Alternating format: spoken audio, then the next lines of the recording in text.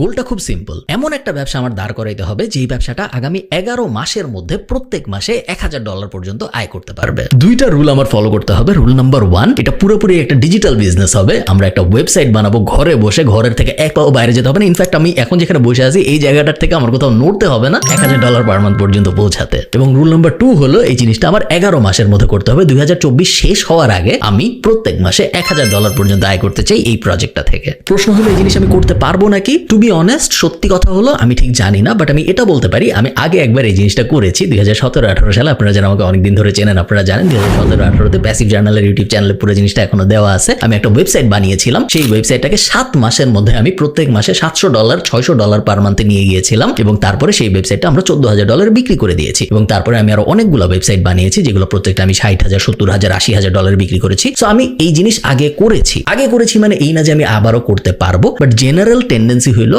একবার যেহেতু করতে পেরেছি তাও 4 বছর আগে, 4 বছর পরে এখন যেহেতু আমি আরো অনেক ম্যাচিউরড, আরো অনেক কিছু জানি, তো এখন আমার আবার করতে পারা উচিত। নেগেটিভ যে ব্যাপারটা সেটা হলো 4 বছর আগে ইন্ডাস্ট্রি যেরকম ছিল, 4 বছর আগে সবকিছু যেরকম সহজ ছিল এখন সেরকম সবকিছু সহজ নাই। সো সবকিছু যে সহজ নাই এটা একটা নেগেটিভ। আমার এক্সপিরিয়েন্স বাড়ছে, এটা একটা পজিটিভ। পজিটিভ এবং নেগেটিভের মধ্যে কোনটার পাওয়ার সবচেয়ে বেশি হবে এটা আমি জানি না। ইনফ্যাক্ট জিনিসটা আমি কি টপিক নিয়ে করব, বিজনেসটা কোন টপিকের উপর দাঁড়াবে সেটাও আমি এই মুহূর্ত পর্যন্ত জানি না, বাট 11 মাসে আমি এই জিনিসটা করতে চাই, এটাই একটা চ্যালেঞ্জ। আমি আপনাদের একটু ভেঙে বোঝাই নাম্বারগুলো, তাহলে আপনাদের বুঝতে সুবিধা হবে। আমি এখানে লিখে রাখছি। জেনারেলি একটা ওয়েবসাইট যখন আপনি দাঁড় করান, একটা ব্লগ যখন আপনি দাঁড় করান, সেটা যদি ইন্টারন্যাশনাল ট্রাফিক পায়, বাংলাদেশি ট্রাফিক না, ইন্টারন্যাশনাল ট্রাফিক যদি পায়, তাহলে প্রত্যেক 1000 ভিজিটরের জন্য আপনি $12 মতো আরপিএম এক্সপেক্ট করতে পারেন। আরপিএম মানে হলো রেভিনিউ পার মাইল। প্রত্যেক 1000 ভিজিটর আপনার ওয়েবসাইটের কোনো একটা পেজে আসলে গুগল বা আপনি যে অ্যাড প্রোগ্রামের সাথে আছেন সে আপনাকে কত টাকা দেয় ওটাকে আরপিএম বলে। এবং প্রত্যেক 1000 ভিজিটরের জন্য $12 আই থিঙ্ক ফেয়ার অ্যান্ড খুবই স্ট্যান্ডার্ড একটা রেট। সাধারণত এর থেকে আর অনেক বেশি পাওয়া যায় ডিপেন্ডিং অন আপনি কোন টপিকের উপর আপনার ওয়েবসাইট বানাচ্ছেন। তো আমি যদি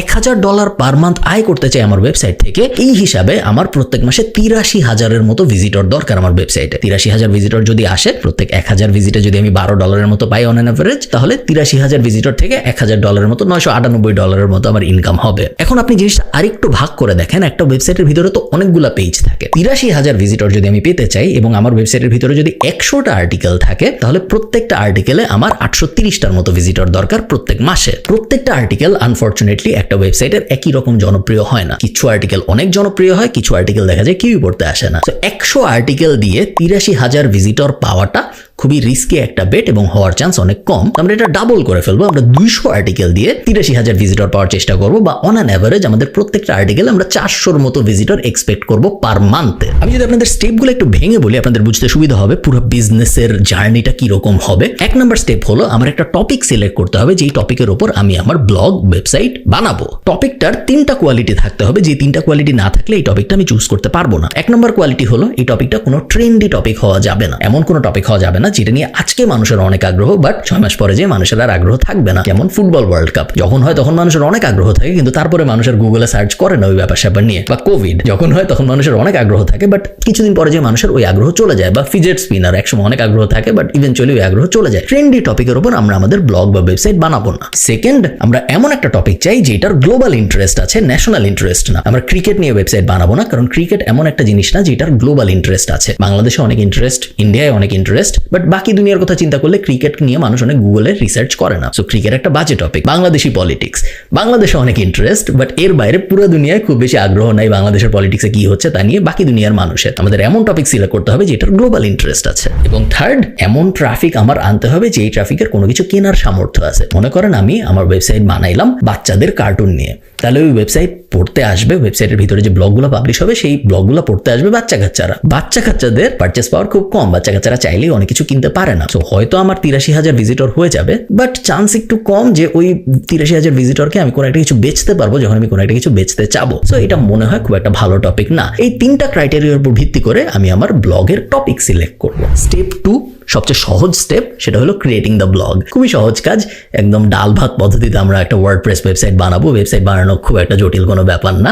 যে কেউ আমার ধারণা 2-3 ঘন্টা সময় দিলে একটা সুন্দর ওয়েবসাইট বানায় ফেলতে পারে, যদি সে নিজে বানাইতে চায়। আমার মনে হয় না সবার নিজের ওয়েবসাইট বানানো উচিত, বাট যদি কেউ বানাইতে চায় সে বানাইতে পারে। এটার জন্য খুব সুন্দর একটা অ্যানালজি আছে, সেটা হলো আপনার কি মনে হয় যদি জেফ বেজোস অ্যামাজনের প্রত্যেকটা ডেলিভারি দিত, তাইলে কি অ্যামাজন আরো বড় কোম্পানি হইতো? উত্তর হলো হতো না, কারণ জেফ বেজোসের টাইম প্রত্যেকটা প্রোডাক্ট ডেলিভারি দেওয়ার থেকে আর অনেক ইম্পর্টেন্ট কাজে ব্যয় করতে হয়। সে যদি ওই ইম্পর্টেন্ট কাজ বাদ দিয়ে প্রত্যেকটা অর্ডার ডেলিভারি দেওয়ায় নিজের সময় ব্যয় করতো, তাহলে অ্যামাজন এত বড় কোম্পানি হইতে পারতো না। কাট টু, আপনার নিজেরই কি আপনার ওয়েবসাইটের জন্য লোগো বানানো উচিত? আপনার নিজেরই কি আপনার নিজের ওয়েবসাইট বানানো উচিত? না। জেফ বেজোসের সাথে নিজেকে একটু কম্পেয়ার করেন। আপনার বড় পিকচারের দিকে তাকাইতে হবে, বড় ইন্ডাস্ট্রির দিকে তাকাইতে হবে, এবং কিভাবে আমি আমার ওই গোলটা অ্যাচিভ করবো ওটার দিকে তাকাইতে হবে। লোগো বানানো, ওয়েবসাইট বানানো, হ্যান ত্যান, এগুলো আমরা আউটসোর্স করার চেষ্টা করবো বেশিরভাগ সময় যখন possible. Third step, writing the content. যেহেতু আমরা একটা ব্লগ বানাচ্ছি, একটা ইংলিশ ব্লগ বানাচ্ছি, সো আমাদের অনেক কন্টেন্ট লাগবে। যদি কন্টেন্ট আমরা নিজেরা লিখতে পারি, সেই ক্ষেত্রে আমাদের অনেক খরচ বেঁচে যাবে। আমরা এআই ব্যবহার করব না কন্টেন্ট লেখার জন্য, কারণ এআই এর কন্টেন্ট ভালো কন্টেন্ট হয় না, হিউম্যান কন্টেন্ট হয় না। হিউম্যান কন্টেন্ট মানে হলো এই কন্টেন্টের ভিতরে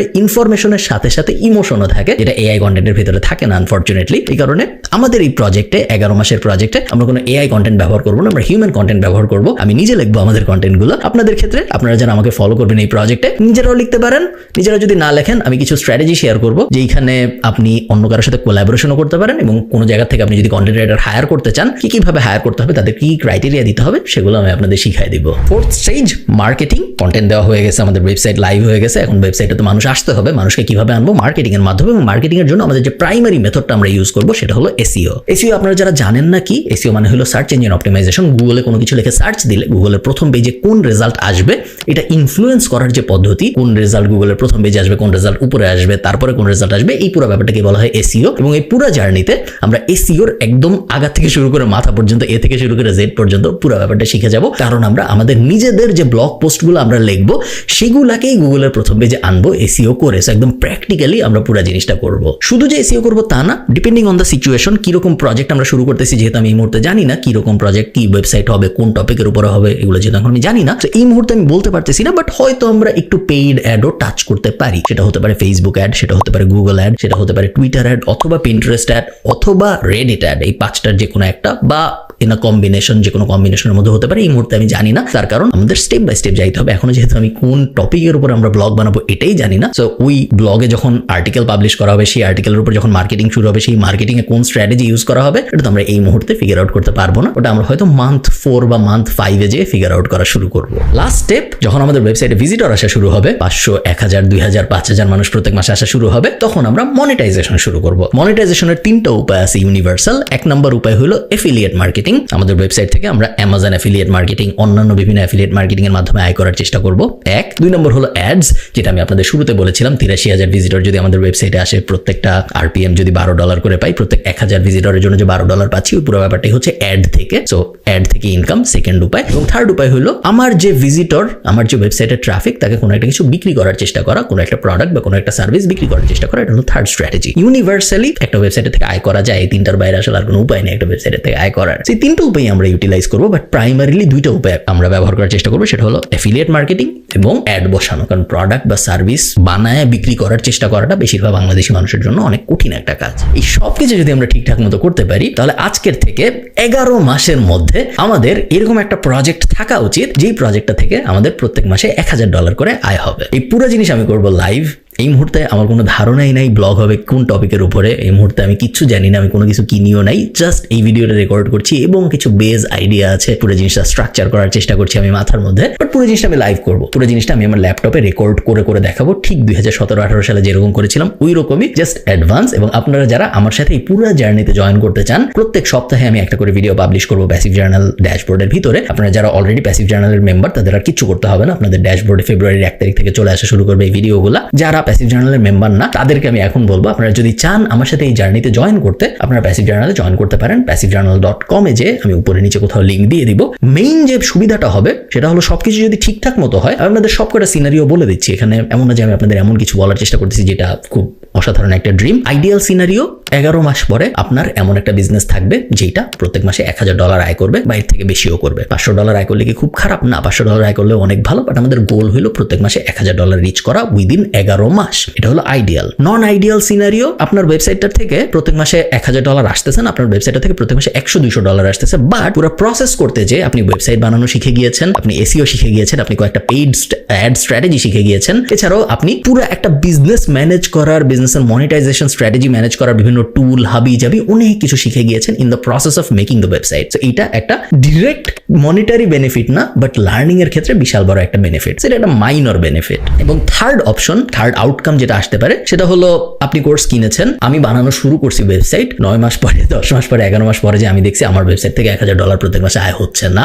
ইনফ্যাক্ট আমার ওয়েবসাইট থেকে কোনো টাকায় আয় হচ্ছে না। এরকম যদি হয় যে আমার ওয়েবসাইটের থেকে কোনো টাকায় আয় হচ্ছে না, গত 11 মাস আপনারা আমাকে ফলো করে যা যা করছেন পুরাটাই বৃথা, কারণ আমি নিজেই আমার প্রজেক্ট থেকে কোনো টাকা আয় করতে পারিনি। সো আপনারা কি করবেন, সেই ক্ষেত্রে আপনি একটা 100% রিফান্ড পেয়ে যাবেন। বাট আশা করতেছি এরকম হবে না, কনফিডেন্স পাচ্ছি, তার কারণ আগে আমি এই জিনিস করতে পেরেছি। আবারও বলি, আগে করতে পেরেছি মানেই যে আবার করতে পারবো তা না, নাও পারতে পারি। ইটস আ বিজনেসের ক্ষেত্রে কখন কি হয় এটা প্রেডিক্ট করা খুব খুব খুব ডিফিকাল্ট। সো আমি কোনো এটা প্রেডিক্ট করে ক্রেডিট নেওয়ার চেষ্টা করবো না, কারণ আমি নিজেও আসলে জানি না। এবং আপনি করতে পারবেন এটার আমি কোনো গ্যারান্টি দিচ্ছি না। আমি করার চেষ্টা করবো এবং হয়তো আমি করতে পারবো। এমনও হইতে পারে আমি করতে পারছি, আমাকে পুরো ফলো করে আপনি করতে পারেন নাই, হইতেই পারে, সবাই পারে না। প্যাসিভ জার্নালে 18,000-এর মতো মেম্বার আছে, সাকসেসফুল মেম্বার যারা কনসিস্টেন্টলি অনেক টাকা আয় করতেছে। এরকম হয়তো 1,000, 2,000, 3,000, 15, 16,000, 13, 14,000 মেম্বার আসলে অনেক টাকা আয় করে না। তারা হয়তো চাকরি করে, তারা অনেকে হয়তো ফ্রিল্যান্স প্রজেক্ট করে, ফুল টাইম এখনো ইন্টারনেট এন্টারপ্রেনারশিপের দিকে যারা যাইতে পারে নাই। যদি এমন হইতো যে আমি একটা ওষুধ আবিষ্কার করছি যে ওষুধ খাইলে সবাই সবকিছু পারে, তাহলে 18,000 মানুষই সাকসেসফুল হইতো।